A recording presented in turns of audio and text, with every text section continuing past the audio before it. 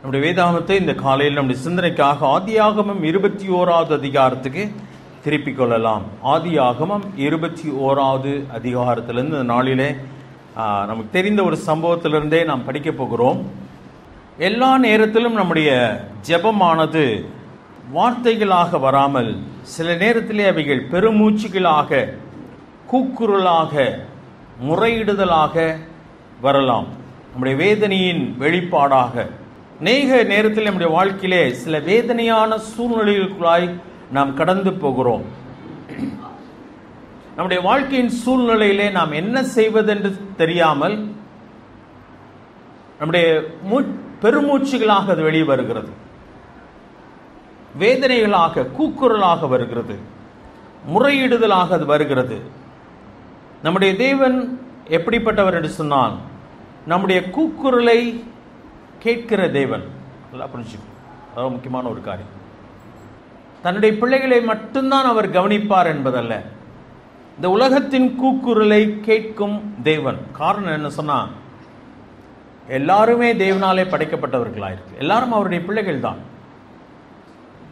ஆனால் அவர்கள் ஆண்டவரை விட்டு விலகி போனார்கள். இந்த உலகத்தின் மக்கள் அநேகருக்கு தாங்கள் தேவனை விட்டு விலகி போனவர்கள் என்பதே தெரியாது. அதான் ஒரு பரிதாபமான ஒரு நிலைமை. தங்களுடைய தேவன் யார், தங்களை படைத்தது யார் என்பதே தெரியாது. என்று சொன்னால் அவர்களுக்கு அது சொல்லிக் கொடுக்கப்படவில்லை, அவர்களுக்கு தெரியவும் தெரிய வாய்ப்பில்லாமலே இருக்கிறது. தேவன் கூக்குரலை கவனிக்கிற தேவன். ஆதியாகமம் 18வது அதிகாரத்தில் பின்பதாக நாம் 21வது அதிகாரத்துக்கு வரலாம். ஆதியாகமம் 18வது அதிகாரம் 20வது வசனத்திலே வாசிப்போமானால், பின்பு கர்த்தர் சோதோம் கொமோராவின் கூக்குரல் பெரிதாயிருப்பதினாலும், 21ஆம் வசனத்தில், நான் இறங்கி போய் என்னிடத்தில் வந்து எட்டின அந்த கூக்குரலின்படி அவர்கள் செய்திருக்கிறார்களோ இல்லையோ என்று பார்த்து அறிவேன். சோதோம் கொமோராவின் கூக்குரல் பெரிதாயிருப்பதினாலும். இது யாருடைய கூக்குரல் நினைக்கிறீங்க?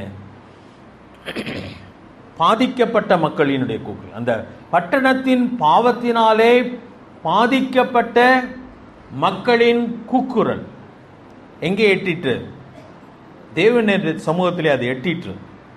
அதனால் ஆண்டவர் இறங்கி வந்து விட்டார். அந்த கூக்குரலின் காரியங்கள் உண்மைதானா என்பதை அறியும்படியாக அவர் வருகிறார். கூக்குரலுடைய செவிகளிலே ஏறிற்று. 13வது அதிகாரம் 13வது வசனத்திலே வாசிக்கும் பொழுது, இங்கே லோத்தினிடத்திலே பேசுகிறார்கள் அந்த 2 தூதர்கள்.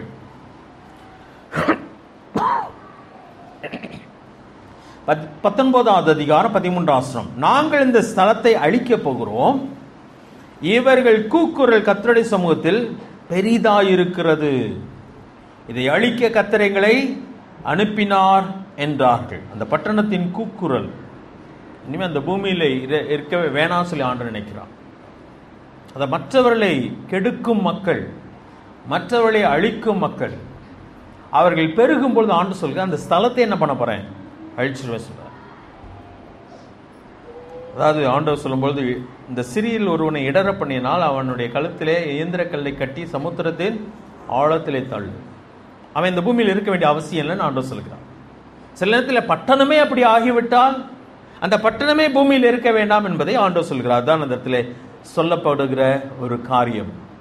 யாத்ராகமம் 3வது அதிகாரம், இதை படிக்கும் பொழுது நம்ம யோசிக்க வேண்டிய ஒரு காரியம், நம்முடைய தேவன் நம்முடைய பெருமூச்சுகளை கவனிக்கிறார். கடவுள் இருக்கிறாரா, கடவுள் இந்த உலகத்தில் நடக்கிற அக்கிரமங்கள்லாம் பார்க்கிறாரா, அவர் கண்ணு இருக்கா அப்படின்லாம் சிலர் பேசுகிறதை பார்க்கிறோம். வேதாகமம் தெளிவாக சொல்கிறது, அவர் அதை கவனிக்கிறவராக இருக்கிறார். 9வது வசனம், மோசேயின் இடத்திலே ஆண்டவர் இஸ்ரவேலின் கூக்குரலை பற்றி சொல்கிறார். இப்போதும் இஸ்ரவேல் புத்திரரின் கூக்குரல் என் சன்னதியில் வந்து எட்டினது, எகிப்தியர் அவர்களை ஒடுக்குகிற ஒடுக்குதலை கண்டேன். இஸ்ரவேல் ஜனங்கள் எகிப்துக்கு போனாங்க. ஆனால் சில நாட்களுக்கு பின்னதாக வந்த ராஜாக்கள் அவர்களை என்ன பண்ணாங்க, அடிமைகளாய் மாற்றி அவர்களை வேலை வாங்கினார், கொடுமையாய் வேலை வாங்கினார். ஆளோட்டிகளை வைத்து, அதாவது மாடோட்டிகள் மாதிரி ஆளோட்டிகள், ஆட்களை மிருகங்களைப் போல அடித்து விரட்டி விரட்டி வேலை வாங்கி அந்த மாதிரி அடிமைகளாக மாற்றினார்கள். அப்போ இஸ்ரேல் ஜனங்கள் என்ன பண்ணாங்க? கூக்குரல் இட்டார்கள். ஆண்டவரே என்று சொல்லி கூக்குரல் இட்டார்கள். அந்த கூக்குரல் சன்னதியில வந்து எட்டிட்டுன்னு சொல்லி ஆண்டவர் அங்கே சொல்லுகிறார். யாத்திராகமம் 11வது அதிகாரம் 6வது வசனத்தை வாசிக்கிறேன். அதனால் எகிப்து தேசம் எங்கும் முன்னும் பின்னும் ஒரு காலம் உண்டாகாத பெரிய கூக்குரல் உண்டாகும். பழிக்கு பழி வாங்குகிறான். என் ஜனத்தை கதற விட்ட எகிப்து என்ன பண்ணணும்னு சொல்றார் ஆண்டவர்? கதரும் என்று சொல்றார். பயங்கரமான ஒரு காரியம். நான் சும்மா உங்களுக்காக எடுத்து காண்பித்தேன். அதுதான் நடந்தது. 12வது அதிகாரம் 30ஆம் வசனத்தில் வாசிக்கும் பொழுது அந்த ராத்திரியிலே அதுதான் நடந்தது. சாவில்லாத வீடு இல்லை. 30ஆம் வசனத்தை பாருங்க. 12:30. அப்பொழுது பார்வோனும் அவனுடைய சகல ஊழியக்காரரும் எகிப்தியர் யாவரும் ராத்திரியில் எழுந்திருந்தார்கள். மகா கூக்குரல் எகிப்தில் உண்டாயிற்று. சாவில்லாத ஒரு வீடும் இருந்ததில்லை. ஆண்டவர் சொல்லுகிறார், காயின் இடத்துல சொல்லுகிறார், சகோதரனுடைய ரத்தம் பூமியிலிருந்து என்னை நோக்கி கூப்பிடுகிறது என்று சொல்கிறார். அதாவது இன்னைக்கு வந்து ஈஸியா கொண்டுட்டு போயிடறாங்க இல்லையா? ரொம்ப ஈஸியா கொண்டுறாங்க. ரொம்ப ஈஸியா. யாரா கேட்கறது? ஏன்னா இன்னைக்கு கொலைக்கு வந்து சாட்சி இல்லைன்னு சொன்னா அவன் விடுதலை ஆக்கி விடுவான். ரொம்ப சீக்கிரத்தில் விடுதலையாகி வெளியே வந்துடுறாங்க. நல்லவங்களாம் உள்ளுக்கு இருக்கிறாங்க, கொலைகாரங்களாம் வெளியே சுத்திட்டு இருக்கிறாங்க. அந்த மாதிரி தான் நடந்துட்டு இருக்கிறது. காரணம் என்ன சொன்னா, நிரூபிக்க யாரும் இல்லை, சாட்சிகளை அழித்து விடுகிறார்கள். அந்த தைரியத்துல தான் கொலைகள் நடைபெறுகிறது. ஆனால் தேவன் அதை கேட்கிறவராய், நம்ம நீதிபதி கேட்கிறாரோ இல்லையோ, நீதிமன்றங்கள் அதை குறித்து கவலைப்படுகிறதோ இல்லையோ, யார் கேட்கிறது? தேவன் கேட்கிறார். தேவன் கேட்பார். ஒருவேளை அது சற்று தாமதமாய் நடக்கிறதே, உடனே நடக்கவில்லையே என்று சொல்லி நம்முடைய மனதிலே ஏக்கங்கள் இருக்கலாம். ஆனால் தேவன் அதை சரியாய் செய்வார் ஒன்று. ஆனால் தேவன் குற்றம் செய்கிறவர்களை பற்றி சொல்லும் பொழுது நீ ஒரு கால் என்ன பண்ண முடியாது, தப்பவே முடியாதுன்னு சொல்லுங்க. ஏன் ஆண்டவர் தாமதம் பண்ணுகிறான்னு சொன்னால், தவறு செய்கிறவன் மனம் திரும்புவதற்கான நாட்களை நீட்டி கொடுக்கிறான் தான் வேதம் சொல்லுது. அதனால தான் ஆண்டவர் தாமதம் பண்ணுகிறது போல இருக்கிறது. மனம் திரும்புவதற்காக, தான் செய்து தவறு என்பதை உணர்ந்து அவன் மனம் திரும்புவதற்காக நாட்களை நீட்டி கொடுக்கிறது. ஆனால் அதை மனுஷன் உணர்றதே கிடையாது. யாரும் கேட்கறதுக்கு இல்லைன்னு சொல்லி அவன் நினைத்துக் கொள்கிறான். யோபுவின் புஸ்தகம் 34வது அதிகாரம். யோபுவின் புஸ்தகம் 34வது அதிகாரம் அதனுடைய பின்பகுதியை, அந்த வசனத்தினுடைய பின்பகுதியை மட்டும் வாசிக்கிறேன். 27வது வசனம், 27 முழுசையும் வாசிக்கிறேன். யோபு 34:27. எளியவர்களின் கூக்குரல் அவரிடத்தில் சேரும்படி செய்ததினாலும் சிறுமையானுடைய கூக்குரலை கேட்கிற அவர் சொல்லப்படுறது. சிறுமையானுடைய கூக்குரலை கேட்கிற அவர். யோபு 34:27. யாக்கோபு நிருபத்துக்கு வரலாம். புதிய ஏற்பாட்டில் யாக்கோபுக்கு வரலாம். ஒரு சில வசனங்களை எடுத்து வாசிக்கலாம். அது ரொம்ப மனசுக்கு சந்தோஷமாக இருக்கும். அதனால தான் வாசிக்கிறேன். யாக்கோபு 5வது அதிகாரம் 4வது வசனத்தை நான் வாசிக்கிறேன் பாருங்க. யாக்கோபு 5:4. இதோ உங்கள் வயல்களை அறுத்த வேலைக்காரருடைய கூலி உங்களால் அநியாயமாய் பிடிக்கப்பட்டு கூக்குரலிடுகிறது என்று சொல்கிறார். அறுத்தவர்களுடைய கூக்குரல் சேனைகளுடைய கர்த்தரின் செவிகளில் பட்டது. யாருடைய கூக்குரல் சொன்னா, வேலை வாங்கிட்டாங்க முதலாளிகள், ஆனா என்ன பண்ணல, கூலி கொடுக்கல. அப்ப கூலி கிடைக்காததுனால பட்டினியாகி கிடக்கிறார்கள் சிலர். அதனால அவருடைய கூக்குரல் எட்டுக்கிறன்னு சொல்கிறார். யாத்திரா 23வது அதிகாரத்துக்கு வரலாம். அங்கே ரொம்ப அழகாக ஆண்டவர் சொல்கிறார் சில காரியங்கள். நான் பலமுறை உங்களுக்கு எடுத்து வாசித்து காண்பித்திருக்கிறேன். நான் சிலருக்கு அது பிரயோஜனமா இருப்பதற்காக மறுபடியும் எடுக்கலாம். யாத்திராகமம் 23வது அதிகாரம். அதாவது ஆண்டவர் பணக்காரர்களின் தெய்வம் அல்ல, எளியவர்களின் தெய்வன். நல்லா புரிஞ்சுக்கணும். அவர் எளியவர்களின் தேவன். இந்த பூமியிலே வந்த பொழுது அவர் ஏழ்மையாக வருகிறார். எளிய குடும்பத்திலே பிறந்தார். அவரும் ஏழ்மையாக வந்தார். ஏனென்று சொன்னால், அதை நான் புரிஞ்சுக்கணும் சொல்லி அர்த்தம். சரியா? நம்முடைய கஷ்டம் அவருக்கு தெரியுமா? நன்றாய் தெரியும். நம்முடைய வேதனை அவருக்கு தெரியுமா? நன்றாய் தெரியும். அப்படின்னா அவர் எல்லாத்தையும் மாத்திர வேண்டியதானே? ஏன் நம்மளை கஷ்டப்பட விடணும் சொல்லி கேட்கலாம். ஆனால் ஆண்டு சொல்ல, இல்லை, இந்த உலகத்தில் உங்களுக்கு உபத்திரம் உண்டு, ஆனால் திடன் கொள்ளுங்கள், நான் உலகத்தை ஜெயித்தேன், நான் உங்களோடு கூட இருக்கிறேன், உன்னை விட்டு விலகுவதும் இல்லை, உன்னை கைவிடுவதும் இல்லை. ஆண்டவரை நம்புகிற பிள்ளைகளை ஆண்டவர் கைவிட மாட்டாருங்க. அதாவது அவங்க அழிந்து போவதில்லை. நல்லா புரிஞ்சுக்க, அதான் உண்மையான ஒரு காரியம். அவர்கள் அழிந்து போவதில்லை. ஆனால் பெரிய பெரிய மனிதர்கள், அக்கிரமம் செய்த மனிதர்கள், அவங்க பூமியிலே இராமல் என்ன பண்ணுவாங்க? நீக்கப்படுவான்னு சொல்லி வேதம் சொல்கிறது. அவருடைய விளக்கு கார் இருளிலே அணைந்து போகும் என்று சொல்லுகிறது. அந்த அக்கிரமக்காரனை, துன்மாக்காரனை நீங்கள் விசாரித்து பார்த்தால் அவன் அங்கே இல்லை என்றுதான் வேதம் சொல்லுகிறது. சில நாட்களுக்குள்ளாக வாசிக்கலாமா? 23வது அதிகாரம் 21வது வசனத்தை, 22, 21 22, 21 வாசிக்கிறேன். அந்நியனை சிறுமைப்படுத்தாமலும் ஒடுக்காமலும் இருப்பீர்களாக, நீங்களும் எகிப்து தேசத்தில் அந்நியர்களாய் இருந்தீர்களே. விதவையையும் திக்கற்ற பிள்ளையும் ஒடுக்காமலும் இருப்பீர்களாக. அவர்களை எவ்வளவாகிலும் ஒடுக்கும் போது அவர்கள் என்னை நோக்கி முறையிட்டால், அவர்கள் முறையிடுதலை நான் நிச்சயமாய் கேட்டு கோபம் உண்டவராகி உங்களை பட்டயத்தினால் கொலை செய்வேன். உங்கள் மனைவிகள் விதவிகளும் உங்கள் பிள்ளைகள் திக்கற்ற பிள்ளைகளும் ஆவார்கள். உங்களுக்குள் சிறுமைப்பட்டவர்கள் இருக்கிற என் ஜனத்தின் ஒருவனுக்கு நீங்கள் பணம் கடனாய் கொடுத்ததிருந்தால் வட்டி வாங்குகிறவர்கள் போல அவனிடத்தில் வட்டி வாங்க வேண்டாம் என்று சொல்கிறார். 26ஆம் வசனம். பிறனுடைய வஸ்திரத்தை ஈடாக வாங்கினால் பொழுது போகும் முன்னே அதை அவனுக்கு திரும்ப கொடுத்து விடுவாயாக. ஒடுக்கக்கூடாதுன்னு சொல்லிட்டார். ஒடுக்குனா என்ன பண்ணுவான்? அவன் என்னை நோக்கி கூப்பிடுவான், நான் கோபப்படுவேன்னு சொல்றார் ஆண்டவர். கோபப்பட்டு என்ன செய்வேன்னு சொல்லிட்டார். இங்க 26ல் பார்த்தீங்கன்னா, இந்த ஒரு பொருளை வச்சு பணத்தை வாங்கிட்டு போவாங்கன்னா, அன்னைக்கு அரிசி வாங்க காசு இருக்காது, ஆனால் ஒரு பொருளை வச்சுருக்கணும். சிலர் என்ன பண்ணுறாங்கன்னா வஸ்திரத்தையே வைக்கிறாங்க, வேறு வழி இல்லை, வஸ்திரத்தை வைத்து பணம் வாங்கிட்டு போகிறாங்க. ஆண்டு சொல்கிறாரு, சாயங்காலம் ஆகிறதுக்கு முன்னாடி எதை திருப்பி கொடுத்துரு, வஸ்திரத்தை திருப்பி கொடுத்துரு. ஏன்னு சொன்னால் 27, அவன் போர்வை அதுதானே, அவன் போர்வை அதுதானே, அதுவே அவன் தன் உடம்பை மூடிக்கொள்கிற வஸ்திரம், வேறு எதனாலே போர்த்து படுத்துக்கொள்வான். அவனை நோக்கி முறையிடும் போது நான் அவனுக்கு செவி கொடுப்பேன். நான் இரக்கமுள்ளவராய் இருக்கிறேன் என்று சொல்கிறார். ஆண்டவர் என்ன டீட்டெயிலாம் சொல்றாரு பாருங்களேன். ஆண்டவர் பயங்கரமாய் காரியம். உபாகமம் 24வது அதிகாரம், உபாகமம் 24வது அதிகாரம். இந்த இடத்துல முறையிடுதல் சொல்லியிருக்கு. அங்க கூக்குரல் சொல்லி வாசித்தோம். இந்த வசனங்களில் வாசிக்கும் போது முறையிடுகிறார்கள். ஆண்டவரே நாங்கள் என்ன செய்வோம் சொல்லி முறையிடுகிற ஒரு காரியம். உபாகமம் 24, 14, 15 வாசிக்கிறேன். உபாகமம் 24, 14, 15. நான் மெதுவாக சொல்றதுக்கு காரணம் நீங்கள் எல்லாரும் எடுக்கணும்னு இருக்காது, அதனால் பைபிள் கட்டாயம் நீங்கள் புரட்டணும், சரியா? 14, 15.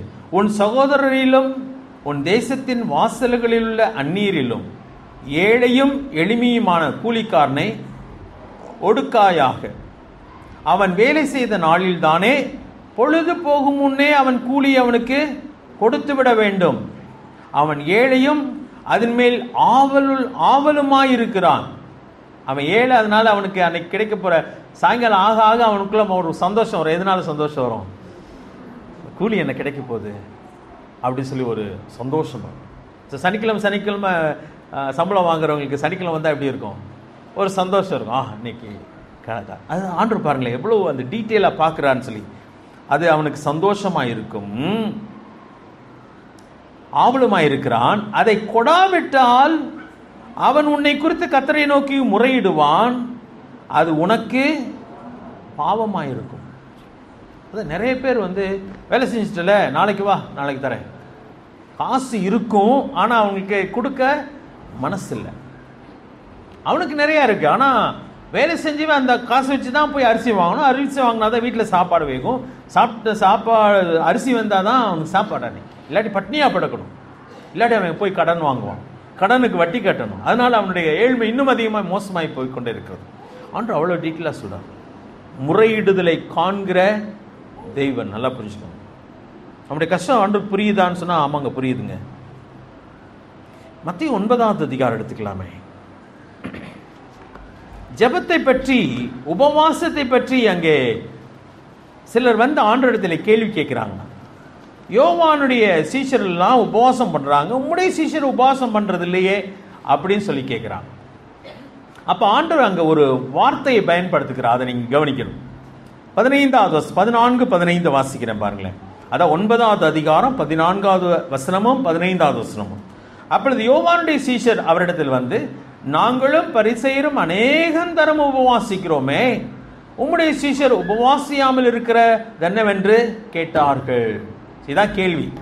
ஆண்டவர் பதில் சொல்றார். 15வது வசனம். அதற்கு இயேசு, மணவாளன், அதாவது மாப்பிள்ளை, கல்யாண மாப்பிள்ளை தங்களோடு இருக்கையில் மணவாளனுடைய தோழர் துயரப்படுவார்களா?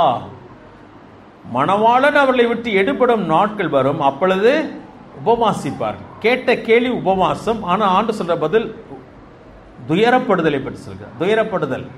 அப்போ உபவாசம்னா என்ன? அது சடங்காச்சாரமாய் செய்யப்படுகிற ஒரு காரியம் அல்ல. அது எதற்காய் செய்யப்படுகிறது சொன்னால், என்றைக்கு என் உள்ளம் துக்கத்தினால் நிறைகிறதோ, ஏதோ ஒரு காரியத்தினாலே நான் பாரப்படும் பொழுது, துயரப்படும் பொழுது, நான் சமுதிரத்தில் போய் உணவையும் தவிர்த்து விட்டு நான் என்ன பண்றேன்? ஜெபிக்க ஆரம்பிக்கிறேன். அதாங்க உண்மையான உபவாசம். நான் வாரத்துக்கு 2 முறை உபவாசம் இருக்கிறேன். யார் கேட்டான்னு கேட்கிறார் ஆண்டவர். ஏக்காக வர? நீ சாப்பிடலன்னா எனக்கு என்ன? ஏன் சொன்னா, அந்த ஜெபத்திலே அவனுக்கு எந்த துக்கமும் இல்லைங்க, எந்த பாரமும் இல்லை, உண்மையான ஒரு வேண்டுதல் அங்கே ஒண்ணுமே இல்லை. அவங்க சடங்காச்சாரமா செய்யறாங்க. சிலர் மனுஷர் பார்ப்பதற்காக செய்கிறார்கள், சிலர் சொல்றதுக்காக செய்யறாங்க, நான் வாரத்தில் 2 முறை இருக்கிறேன்னு சொல்லி. சில மன திருப்திக்காக செய்கிறார்கள், ஏதோ நன்மை ஏற்படும் என்று சொல்லி.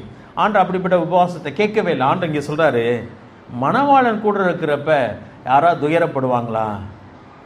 எப்பொழுது அவர் எடுத்துக்கொள்ளப்படுவார் அப்போ அவங்க உபவாசம் செய்வார். சீஷர்கள் இருந்தாங்களா இல்லையா? ஏசாமி பரத்துக்கு போன பின்னாடி இருந்தாங்க. அற்புதமான ஒரு காரியம். தானியேல் 10வது அதிகாரம் பாருங்களேன். தானியேல் அந்த வார்த்தை சொல்லப்படுகிறது. தானியேலின் புஸ்தகம், எசேக்கியேலுக்கு அடுத்த புஸ்தகம். தானியேல் 10வது அதிகாரம் 1045வது பக்கம் 2வது வசனத்தை வாசிக்கிறேன். 10வது அதிகாரம் 2வது வசனம். அந்நாட்களில் தானியேல் ஆகிய நான் 3 வாரம் முழுவதும் துக்கித்துக் கொண்டிருந்தேன். அந்த வார்த்தை தான் வந்திருக்கு. துக்கப்படுகிறேன். ஏன்? சாப்பாடு இல்லையா? நல்ல வேலை இல்லையா தானியேலுக்கு? அவர் நல்ல பதவியில் இருக்கிறார், ராஜ அரண்மனையில் வாழ்ந்து கொண்டிருக்கிறார். அடுத்த வசனத்தை வாசிக்கலாமா? அந்த 3 வாரங்களாகிய நாட்கள் நிறைவேறும் மட்டும் ருசிகரமான அப்பத்தை நான் புசிக்கவும் இல்லை, இறைச்சியும் திராட்சரசமும் என் வாய்க்குள் போகவும் இல்லை, நான் பரிமள தைலம் பூசிக்கொள்ளவும் இல்லை. துக்கத்தோடு கூட, ஒரு துக்க வீடு போல ஏதோ ஒரு காரியம் அவர் உள்ளத்தை அழுத்துகிறது. துயரத்தினாலே தேவனுடைய சமூகத்திலே காத்திருக்கிறார். ருசிகரமான சாப்பாடெல்லாம் என்ன பண்ணிட்டாரு? அப்ப துக்கம் உண்மையானது வருதாதான். சரி, ஆண்டோடைய சமூகத்திலே காத்திருக்கிற ஒரு நேரம். துக்கத்தை ஆண்டவர் கவனிக்கிறாரான்னு சொன்னா கவனிக்கிறார். உங்க உபவாசத்தை பார்க்கல, நீங்க சாப்பிடாம இருக்கிறத பார்க்கல, ஆனா அவர் சொல்கிறார், உன் துக்கத்தை நான் பார்க்கிறேன். அற்புதமான ஒரு தேவன். நெகேமியாவின் புஸ்தகம், சங்கீதத்துக்கு முன்னாடி வரும், யோபுவுக்கு முன்னாடி நெகேமியாவின் புஸ்தகம் 1 அதிகாரம். இந்த மனுஷனும் ராஜாவின் அரண்மனையிலே பானபாத்திரக்காரனாக பணிபுரிந்தவன். ஒரு நல்ல பதவி, உயர்ந்த பதவி. இந்த மனுஷனுடைய வாழ்க்கையில் எல்லாமே நல்லா போயிட்டு இருக்குது. அப்ப சொந்த ஊர்ல இருந்து சிலர் வருகிறார்கள். அவங்ககிட்ட தன்னுடைய சொந்த தேசத்தை பத்தி கேட்கிறார், விசாரிக்கிறார். அதான் அந்த வசனத்துல வாசிக்கிறோம். 3ஆம் வசனத்தை பாருங்க. 2ஆம் வசனம் கடைசியில பாத்தீங்கன்னா 1 அதிகாரம், நெகேமியாவின் புஸ்தகம் 1 அதிகாரம் 2ஆம் வசனம் கடைசியில பாத்தீங்கன்னா, எருசலேமின் செய்தியை விசாரித்தேன் என்று சொல்கிறார். விசாரிச்சப்ப எருசலேமுடைய நிலைமையை கேள்விப்படுகிறார். 3ஆம் வசனம். அதற்கு அவர்கள் சிறையிருப்பில் மீந்திருக்கிறவர்கள் அந்த தேசத்தின் மகா தீங்கையும் நிந்தனையும் அனுபவிக்கிறார்கள். எருசலேமின் அலங்கம் இடிக்கப்பட்டதும் அதன் வாசல்கள் அக்னியால் சுட்டரிக்கப்பட்டதுமாய் கிடக்கிறது என்றார்கள். 4ஆம் வசனம். இந்த வார்த்தைகளை கேட்டபோது நான் உட்கார்ந்து அழுது சில நாளாய் துக்கித்து உபவாசித்து மன்றாடி பரலோகத்தின் தேவனை நோக்கி ஜெபம் பண்ண ஆரம்பிக்கிறார். துக்கம் அவனுடைய மனசுல குடும்பத்தை பற்றி, பிள்ளைகளை பற்றி துக்கம் இருக்குமான்னு சொன்னா இருக்கும். அதுல அழுதுகிட்டே உட்கார்ந்து இருக்கிறதுல பிரயோஜனம் இல்லை. எங்க போலாம்? ஆண்டோட சமூகத்தில் போகலாம். அப்ப அங்கதான் உபவாசம் தேவை. சரியா? ஆண்டவர் பிசாசுகளை பற்றி சொல்லும்போது சில வகையான பிசாசுகள் உபவாசத்தின் ஜபத்தினாலும் உபவாசத்தினாலுமே அன்றி மற்றபடி அது போகாது சொல்கிறார். சில காரியங்கள் மாற்றப்பட வேண்டுமானால் நீ முழங்கால் படியிடுவது மட்டுமல்ல, சிலத்தில் உபவாசமும் தேவை. அங்கதான் அழுத்துகிறார் ஆண்டவர் வாழ்க்கையில, நீரு உபவாசம் இரு என்று சொல்லி. இவங்கெல்லாம் நல்ல பதவியில் இருந்தவர்கள், ஆனால் தங்கள் தேசத்துக்காய் துக்கப்பட்டவர்கள்.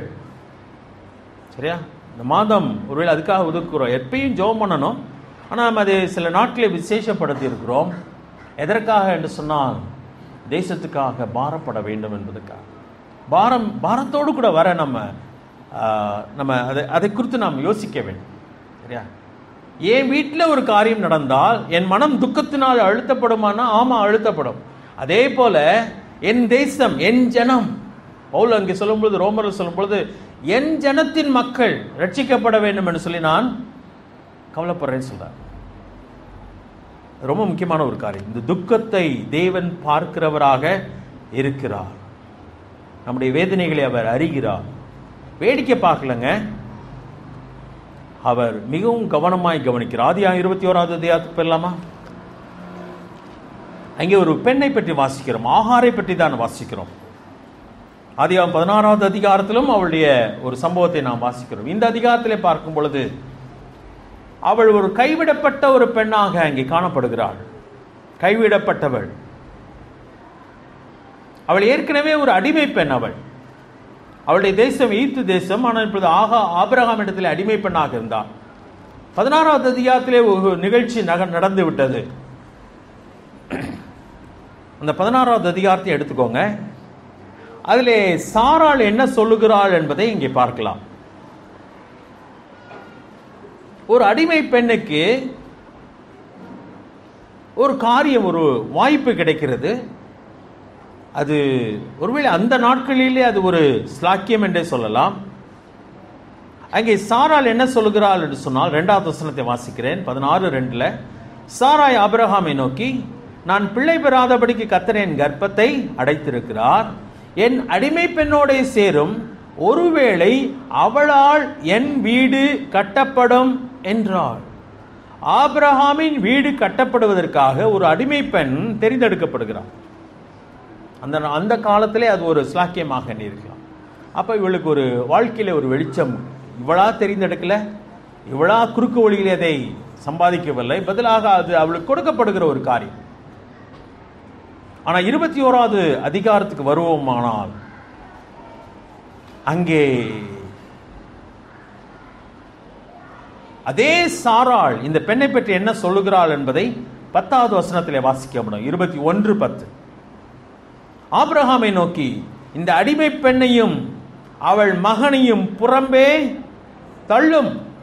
இந்த அடிமை பெண்ணின் மகன் என் குமாரனாகி ஈசாக்கோட சுதந்திரவாளியா இருப்பதில்லை என்றான்.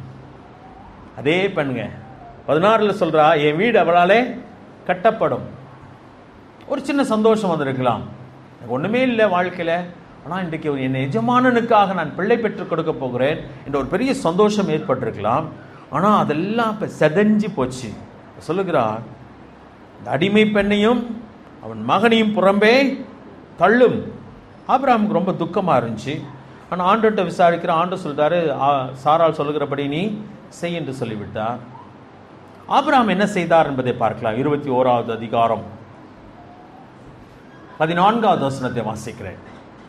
ஆபிரகாம் அதிகாலையில் எழுந்து அப்பத்தையும் ஒரு துருத்தி தண்ணீரையும் எடுத்து ஆகாருடைய தோளில் மேல் வைத்து பிள்ளையையும் ஒப்புக் கொடுத்து அவளை அனுப்பிவிட்டான்.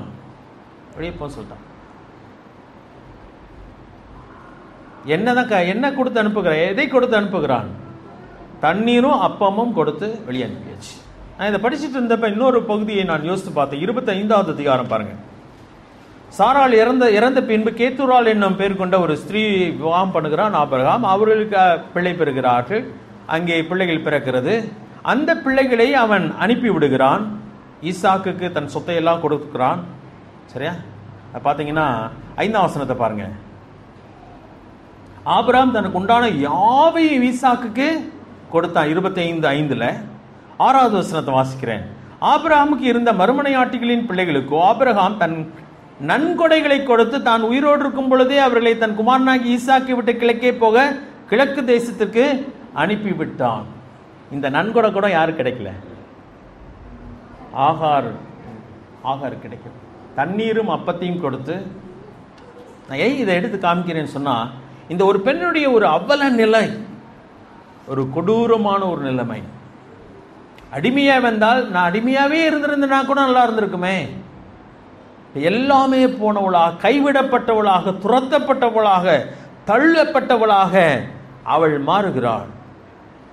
கொடூரமான ஒரு சூழ்நிலை. இதுதான் இந்த பகுதியில் நாம் வாசிக்கிறோம். அதுக்கப்புறம் 14ஆம் வசனம் கடைசியில், 21:14 கடைசியில் பார்த்தீங்கன்னா, அந்த பெண்ணானவள் சரி எப்படியாவது என்ன பண்றது, எல்லாமே நம்மளை தள்ளிட்டாங்க, போய் அலைத்து திரிகிறாள். 14ஆம் வசனத்தில் அந்த வார்த்தை வருகிறது. அவள் புறப்பட்டு போய் பெயர்சபாவின் வனாந்திரத்திலே அலைந்து திரிந்தாள் சொன்னா, அவளால் ரெஸ்ட் எடுக்கிறதுக்கு ஒரு இடம் கூட அவளுக்கு என்ன பண்ணல, கிடைக்கல. கால் வைக்கிறதுக்கு இடம் கிடைக்கல. வனாந்திரம் அது. ஒரு கொடூரமான சூழ்நிலையிலே அவள் அலைந்து திரிந்தாள். ஒரு எண்டுக்கே வரல, ரெஸ்ட்டுக்கே வரல, ஒரு ஓய்வு எடுக்கக்கூடிய தங்கக்கூடிய ஒரு வீடோ ஒரு இடமோ அவளுக்கு இல்லை. அலைந்து திரிந்தாள். அவளுடைய முயற்சி முற்றிலும் தோல்வியிலே வந்து முடிகிறது. அவளால் ஒன்றுமே செய்ய முடியவில்லை. இதான் அவளுடைய அவல நிலைமை. தன்னோடு இருந்தவர்கள் அவளை துரத்தினார்கள். இப்பொழுது வனாந்திரமும் அவளுக்கு ஒரு இடத்தை கொடுக்க முடியவில்லை. அலைந்து திரிந்து கொண்டிருக்கிறார். அதனால என்ன ஆயிடுச்சுன்னு சொன்னா, 15ஆம் வசனத்திலே தண்ணீர் தீர்ந்து போய்விட்டது. ஏதாவது ஒரு இடம் கிடைச்சிருந்தா அங்கே தண்ணி கிடைச்சிருக்கும், அங்கே இருந்திருக்கலாம், பிழைக்க வழி கிடைத்திருக்கலாம். பிழைக்க வழி இல்லை. தொத்தியிலிருந்து தண்ணீர் செலவழிந்த பின்பு அவள் பிள்ளையை ஒரு செடியின் கீழே விட்டு, இதெல்லாமே ஒரே வசனத்துக்குள்ள எல்லாமே சொல்லிட்டாங்க. நான் நினைக்கிறேன் இது சில நாட்களாக நடந்த ஒரு நிகழ்ச்சியா இருந்திருக்கு. சில நாட்களாகவே அவள் அலைந்து திரிந்து அவள் இருந்திருப்பான். தண்ணி தீர்ந்து போச்சு. பிள்ளைக்கு தண்ணி இல்லை. பிள்ளை சிறு பிள்ளையா இருக்கிறனால அவனுக்கு 15 வயது வேணா இருந்திருக்கலாம், 15 வயது இருந்திருக்கலாம். பிள்ளை அங்கே விட்டுட்டு, ஏன்னா பிள்ளை சாகுற நிலைமைக்கு வந்தாச்சு தண்ணி இல்லாததுனாலே. 16ஆம் வசனத்தில் பார்த்தீங்கன்னா, தனக்கு உள்ளதும் பறிபோகிற ஒரு நிலைமையிலே அவள் நிற்கிறாள். அவளுக்கு உள்ளதுன்னு சொன்னால் யாரு தான்? பிள்ளை மட்டும்தான். இப்போ பிள்ளையும் என்ன பண்ண போகிறது? சாக போகிறது. 16ஆம் வசனத்தில், பிள்ளை சாகிறதை நான் பார்க்க மாட்டேன் என்று எதிராக அம்பு பாயும் தூரத்திலே போய் உட்கார்ந்து சத்தமிட்டு அழுதாள். இதான் அவளுடைய நிலைமை. ஜெபம் பண்ணினாள் வேதம் சொல்லவில்லை. அவள் சத்தமிட்டு அழுதாள். ஒரு கொடூரமான ஒரு சூழ்நிலைக்குள்ளே இருக்கிறாள். சாராளும் ஆபிரகாமும் தள்ளினார்கள். வனாந்திரம் அவளுக்கு ஒரு அடைக்கலத்தை கொடுக்கவில்லை. கையில் இருந்த தண்ணீர் திறந்து போனது. கையில் இருந்த பிள்ளையும் சாக போகிறான். லூக்கா 7ஆவது அதிகாரம் எடுத்துக்கோங்களேன். அங்கே ஒரு சம்பவத்தை நம்ம அழகாக பார்க்கிறோம். ஆண்டவர் எவ்வளவு இரக்கமுள்ளவர் என்பதை நாம் உணர வேண்டும். லூக்கா 7ஆவது அதிகாரம் 11ஆம் வசனத்திலிருந்து நான் வாசிக்கிறேன். லூக்கா 7:11. மறுநாளில் அவர் நாயின் என்னும் ஊருக்கு போனார். அவருடைய சீஷர் அநேகரும் திரளான ஜனங்களும் அவருக்கு கூட போனார்கள். 12ஆம் வசனம். அவர் ஊரில் வாசலுக்கு சமீபித்த போது மரித்து போன ஒருவனை அடக்கம் பண்ணும்படி கொண்டு வந்தார்கள். அவன் தன் தாய்க்கு ஒரே மகனாயிருந்தான். அவளோ கைம்பெண்ணாயிருந்தாள். ஊரில் வெகு ஜனங்கள் அவளுடனே கூட வந்தார்கள். கர்த்தர் அவளை பார்த்து அவள் மேல் மனதுருகி அழாதே என்று சொல்லி கிட்ட வந்து பாடையை தொட்டார். அதை சுமந்தவர்கள் நின்றார்கள். அப்பொழுது அவர், வாலிபனே எழுந்திரு என்று உனக்கு சொல்லுகிறேன் என்றார். மரித்தவன் எழுந்து உட்கார்ந்து பேசத் தொடங்கினான். அவனை அவன் தாயினிடத்தில் ஒப்புவித்தார் சொல்லி ஒரு அழகான சம்பவம். ஆண்டவர் அவளை பார்த்து மனதுருகி 13ஆம் வசனத்தில் வாசிக்கிறோம். இது ஒரு சம்பவம் எழுதப்பட்டிருக்கு. தேவன் அவளுக்கு மட்டும்தான் மனதுருகிறவர் இல்லைங்க, அப்படி கிடையாது. லாசருவின் கல்லறையிலே அவர் ஜனங்கள் அழுகிறதை பார்த்து ஆவியிலே கலங்கி அவர் என்ன பண்ணினார்? கண்ணீர் விட்டார் சொல்லப்படும்.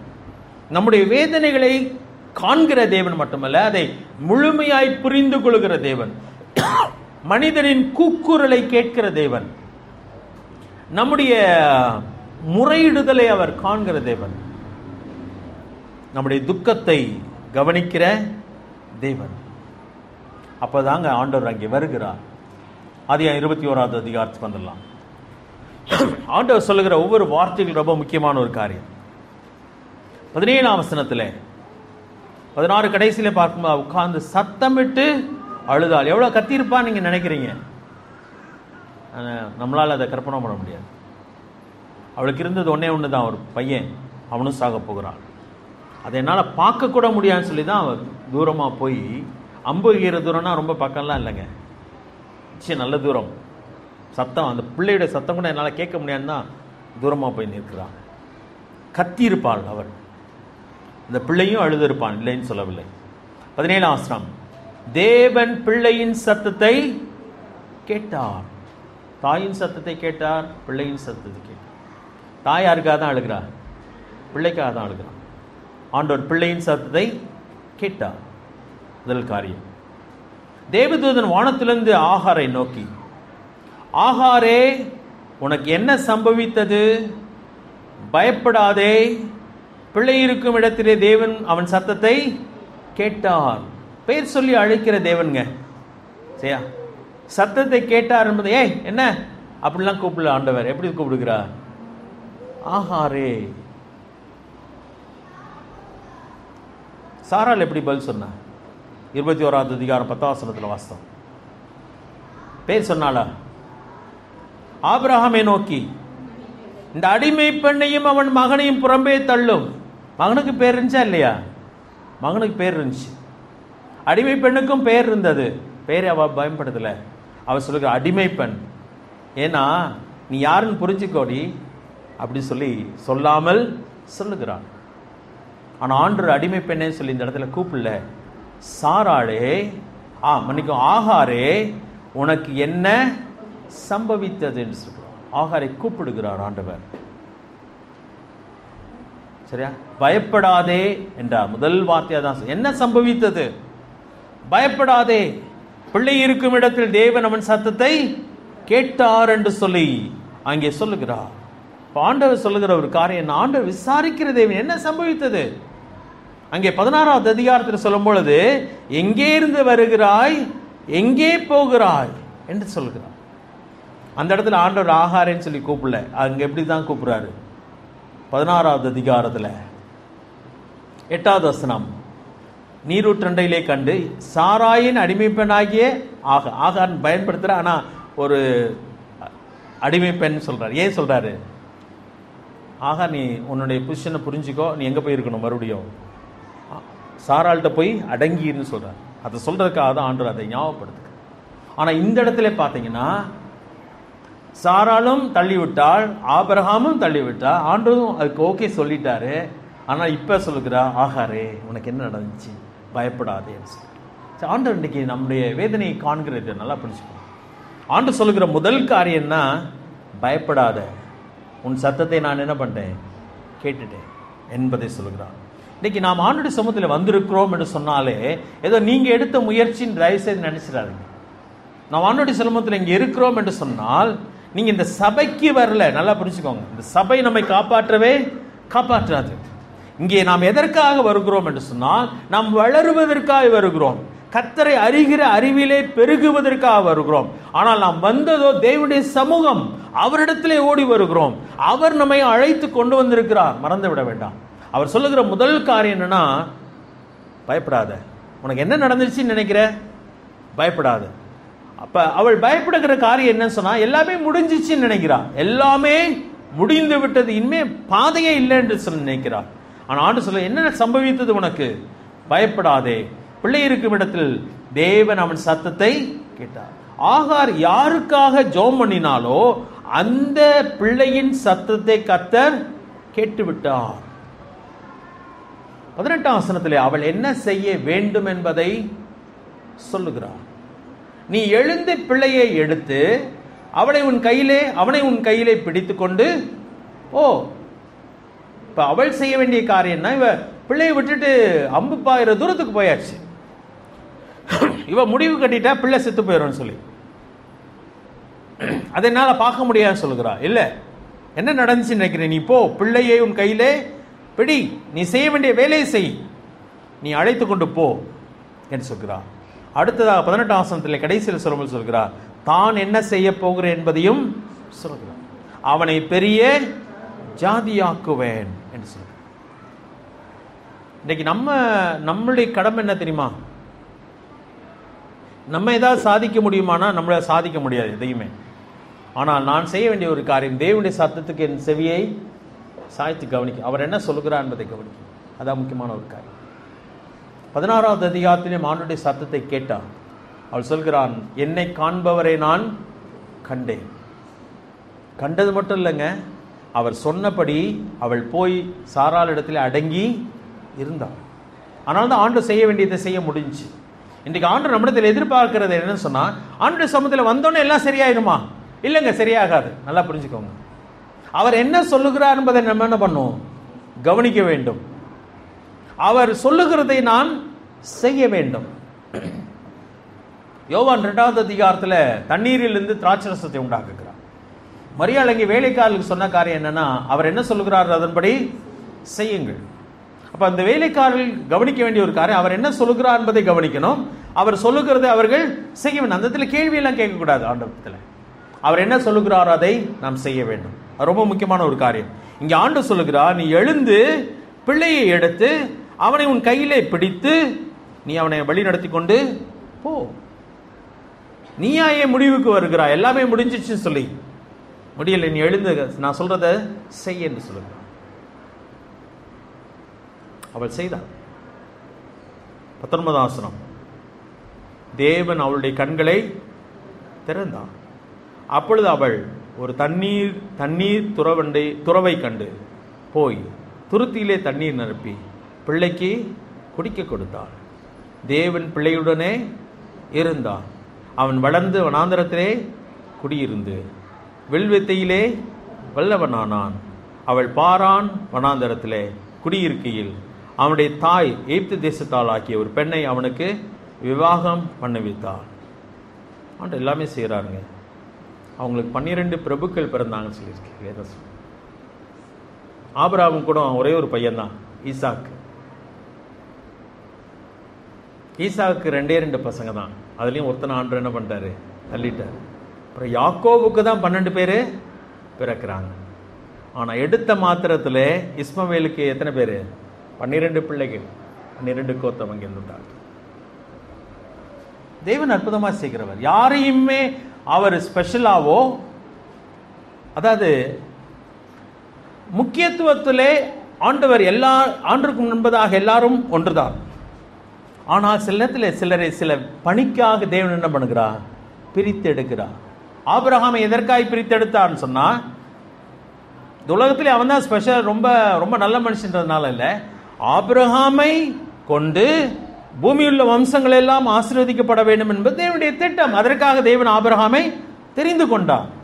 ஆனால் முக்கியத்துவம் என்று சொல்லி வரும் பொழுது இந்த பூமியில் இருக்கிற எல்லா மனுஷனும் அவருக்கு யார் தான் முக்கியம். இந்த சிறியல் ஒருவனும் கெட்டு போவதனுடைய சித்தம் அல்ல, அவருக்கு எல்லாருமே முக்கியம். எல்லாருக்காகவுமே அவர் இந்த பூமியிலே வந்தார். இந்த உலகத்தின் பாவத்தை சுமந்து தீர்த்தார். ஒருவனும் கெட்டு போவது அவருடைய சித்தம் அல்ல. எல்லாரும் ரட்சிக்கப்பட வேண்டும் என்பதற்காக பூமியில் எல்லாருக்கும் மனம் திரும்புங்கள் என்று சொல்லி கட்டளை இடுகிறார். ஆனால் மனுஷன் செய்ய வேண்டிய ஒரே ஒரு காரியம், அவர் என்ன சொல்லுகிறார் என்பதை கவனித்து அதற்கு கீழ்ப்படிய வேண்டியது அவனுடைய கடமை. அநேகர் அதுக்கு செய்கிறது இல்லை, அதில் தான் தோற்று போகிறார்கள். ஆண்டுட்ட உங்கள் சர்ச்சுக்கு வந்தேன், ஆனால் எனக்கு ஒன்றுமே நடக்கலை. இந்த சர்ச்சுக்கு வந்தாலும் எதுவுமே நடக்காதுங்க. சரியா? இந்த ஸ்தலம் நம்மை ஆசீர்வதிக்க போகிறது. உலகத்திலாம் பார்த்தீங்கன்னா ஒரு என்னது புனித ஸ்தலங்கள்லாம் இருக்குது. அங்கே போயிட்டாலே அங்கே போய் இந்த முடியை மட்டும் எடுத்துட்டோடனே ஆண்டர் என்ன பண்ணிடுவாராம்? அது இந்த உலக விளக்கங்கள். சரியா? உலக விளக்கம். தேவன் அது இல்லை. எந்த ஸ்தலமும் முக்கியமான ஒரு ஸ்தலம். அவர் இருக்கிற ஸ்தலம் முக்கியமான ஸ்தலம். ஒரு புல் முட்செடி இருந்த இடம். வழக்கமாக அங்கே தான் ஆடு மேய்ச்சிட்டு இருந்தான் மோசே. ஆனால் ஒரு நாள் மட்டும் அந்த முட்செடி எரிஞ்சிட்டு இருந்துச்சு. என்னன்னு போய் பார்க்க போறான்.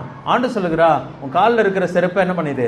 களத்து. நீ நிற்கிற பூமி பரிசுத்தமான பூமி. எப்படி அது பரிசுத்தமான பூமியா மாறிச்சு? அவர் அங்கே வந்து இறங்கினார். அவர் இருக்கும் ஸ்தலம் பரிசுத்த ஸ்தலம்.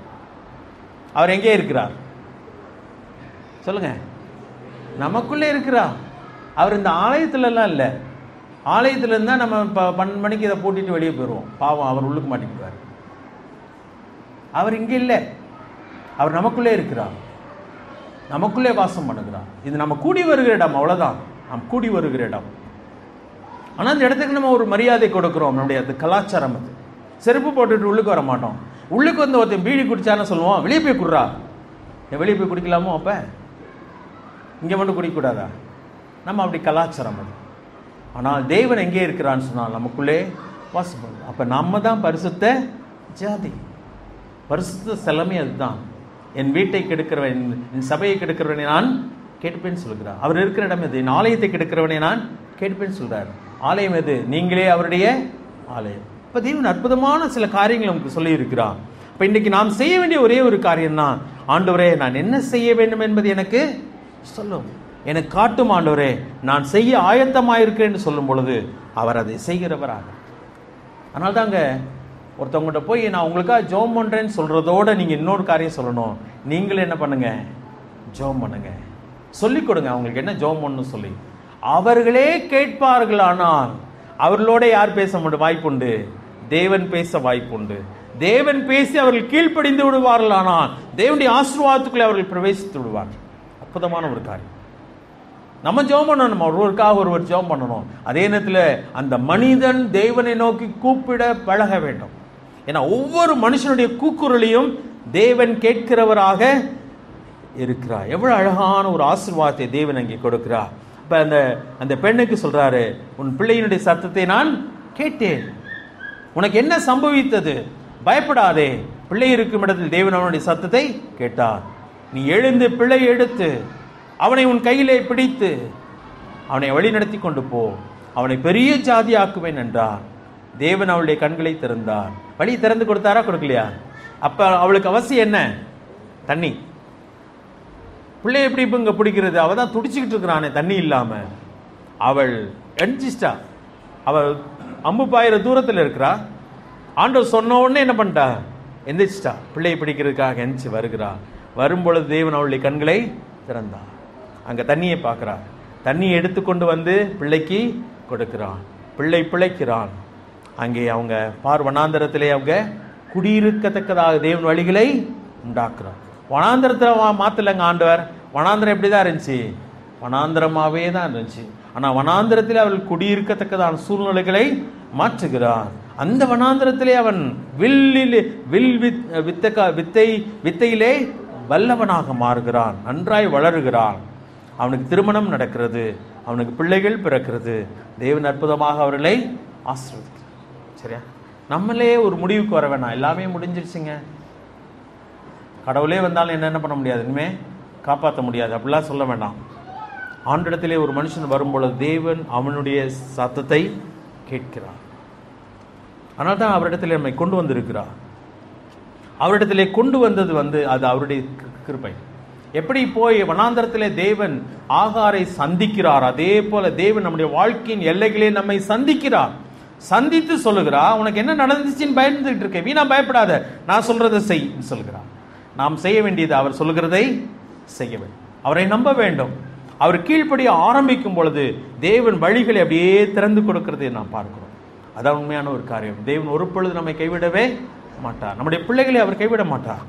அவருடைய குறிக்கோள் நாம் முக்கியம் அல்ல, நம்முடைய சந்ததி தான் அவருக்கு முக்கியம். அப்ப நம்முடைய சந்ததியை அவர் விட்டு விடுவாரான்னு விடவே மாட்டார். நாம் அவரை விடாத வரைக்கும் நம்முடைய சந்ததியை அவர் ஒரு பொழுதும் கைவிட மாட்டார். எல்லா சூழ்நிலையும் மாறிவிடுமா? சில சூழ்நிலைகள் மாறவே மாறாது. ஆனா அந்த சூழ்நிலையிலே தேவன் நம்மோடு கூட இருந்து நம்மளை என்ன பண்ணுவார்? அழகாய் வழி நடத்தி கொண்டே போவார், அழகாய் கொண்டு போய் சேர்ப்பார். அதனால தான் நான் ஆரம்பத்திலே சொன்னேன், எல்லாம் காசு இருந்தா பிழைச்சிக்கலாங்க, வாழ்ந்துடலாம் அப்படின்னு நினைக்கிறாங்க. இல்லைங்க, பணம் இருந்தால் மட்டும் வாழ முடியாது. பெரிய பெரிய மனிதர்கள் எல்லாம் இல்லாமல் போய்விட்டார்கள். ஆனால் கர்த்தரை பின்பற்றுகிற ஒரு மனுஷன் அவன் கெட்டு போவது இல்லை. வேதம் சொல்லுகிறது, அவருடைய முகத்தை நோக்கி பார்த்து வெட்கப்பட்டு போகாதிருந்தார்னு சொல்லப்பட்டிருக்கு. தேவன் நம்மை கைவிட மாட்டார். அதான் அற்புதமான தேவன். அதனால நம்முடைய ஏக்கங்கள், நம்முடைய துக்கங்கள், நம்முடைய கதறுதல்கள் தேவன் பார்க்கிறார், கேட்கிறார். நம்முடைய அந்த நேரத்தில் தேவன் நம்மோடு கூட என்ன பேசுகிறார் என்பதை மட்டும் கவனிக்க ஜாக்கிரதையாக இருந்து அதற்கு மட்டும் கீழ்ப்படிவோம். நாளை தினத்தை பற்றி கவலைப்பட வேண்டாம். ஒவ்வொரு நாளும் அவர் நம்ம என்ன பண்ணிக்கிட்டே இருப்பார், வழி நடத்தி கொண்டே போவார், அழகாய் கொண்டு போய் சேர்ப்பார். அவர் நம்மை ஒரு பொழுது கைவிட மாட்டார். தலைகளை தாழ்த்தும், ஜெபம் பண்ணலாம். நம்முடைய கண்களை மூடி இருக்கலாம். அவருடைய வாழ்க்கையில் தேவன் எவ்வளவு நல்லவர் என்பதை உணர்ந்து நாம் அவருக்கு நன்றி செலுத்த வேண்டும். சந்தேகத்தோடு கூட புலம்ப வேண்டாம். துயரப்படுவது தப்பு என்று சொல்லவில்லை, அழுவது தவறென்று சொல்லவில்லை. ஆனால் நம்பிக்கையற்ற அழுகை அவர் விரும்புவதில்லை. சந்தேகப்படுகிறவன் எதையும் பெற்றுக்கொள்ளலாம் என்று எண்ணாதிருப்பானாக என்று சொல்லி வேதம் சொல்கிறது. நாம் சரியான இடத்திலே வந்து நிற்கிறோம். அவர் நம்மை கண்டுவிட்டார். அவர் சொல்லுகிற ஆலோசனை என்ன என்பதை நாம் கவனிப்போமானால் அதற்கு கீழ்ப்படிவோமானால் அவர் வழிகளை திறப்பார். நிச்சயம் அவர் சொல்லுகிறதை மட்டும் நாம் செய்ய வேண்டும். நம்முடைய கவனம் அதிலே மட்டும் இருக்கட்டும். நம்ம சொந்த புத்தியிலே சாய வேண்டாம். நம்மை புத்திமான்கள் என்று சொல்லி எண்ணவும் வேண்டாம். அவர் என்ன சொல்லுகிறாரோ அதை நாம் செய்வோம். நிச்சயமாக தேவன் நம்மை வழிநடத்தும். எங்களை நேசிக்க நல்ல ஆண்டவரே, உங்களுடைய வார்த்தைகளுக்காக நன்றி. இன்றைக்கு அல்ல, நேற்று அல்ல ஆண்டவரே, ஆதி முதற்கொண்டு எளியவனை நீ நோக்கி பார்க்கிற தேவன். இந்த உலகத்தின் மனுஷனை நீ நோக்கி பார்க்கிறவர், கதறுகிறவனை கவனிக்கிறவர், பெருமூச்சு விடுகிறதை நீ கவனிக்கிறீர். திக்கற்றவனை நீர், திக்கற்றவர்களின் தேவனாய் நீர் இருக்கிறீர். அவர்களுக்காக யுத்தம் பண்ணுகிறவன் சொல்லி வேதத்திலே வாசிக்கிறோம். நீர் அப்படிப்பட்டவராக இருக்கிறபடினாலே உங்களுக்கு நன்றி சொல்கிறேன் கர்த்தாவே. இன்றைக்கும் நீர் அப்படிப்பட்டவர். நாயின் பட்டணத்திலே அந்த விதவையை கண்ட பொழுது மனதுருகினீர். அந்த விதவைக்கு இருந்த ஒரே மகன், அவளுடைய வேதனை எவ்வளவு கடினமாக இருந்திருக்கும். ஆனால் நீர் அங்கே மனதுருகிறீர். என்ன செய்ய வேண்டுமோ அதை நீர் அங்கே செய்தீர். இன்றைக்கும் அதுதான் உண்மை. உம்மிடத்தில் வந்தவர்கள் ஒரு பொழுது வெட்கப்பட்டு போனதில்லை கர்த்தாவே. அதற்காக நினைச்சிட்டோம். இங்கே இருக்கிற எங்களையும் நீர் அப்படியே நேசிக்கிறீர் என்பதை அறிந்து உம்முடைய சத்தம் என்ன என்பதை நாங்கள் கவனமாய் கேட்டு எங்கள் துன்பத்தின் நேரத்திலே உம்மை விட்டு விலகாமல் உம் மண்டையிலே நெருங்கி சேர எங்களுக்கு கிருபை தாரும். துன்பத்தின் நேரத்திலே நாங்கள் உண்மையிலே கசந்து கொள்ளாமல் நீர் என்ன சொல்லுகிறீர் என்பதை நாங்கள் கவனித்து கேட்க கிருபை தாரும். நிச்சயமாக எங்களுக்கு வழி உண்டு. வழிகளை திறக்கிற தேவன், அதுக்காக கண்டிச்சிட்டோம். தேவனுடைய பிள்ளைகள் அதை கற்றுக்கொள்ள கிருபை தாரும். உம்மை பிடித்து இந்த பூமியிலே ஆண்டவரே முன்னேறி செல்ல கிருபை தாரும். நாங்கள் நம்பிக்கை இழந்து விடாமல், நம்பிக்கை இழக்கிறதுனாலே மதீனமான காரியங்களை நாங்கள் செய்து விடாமல், தவறுகளை செய்து விடாமல் எங்களை காத்துக்கொள்ளும். இந்த வார்த்தைகளை எங்களுக்கு தொடர்ந்து பிரயோஜனமாகும். நம்முடைய நாமத்தை மகிமைப்படுத்தும். நீர் எங்களோடு கூட இருக்கிறீர் அந்த தைரியத்தை எங்களுக்கு தாரும். ஆசீர்வதி எல்லாவற்றையும் உடைய கருத்தில் இருக்கிறோம். எங்கள் மீட்பு ரட்சகருமாகிய இயேசு கிறிஸ்து நாமத்தில் கேட்கும் நல்ல பிதாவே.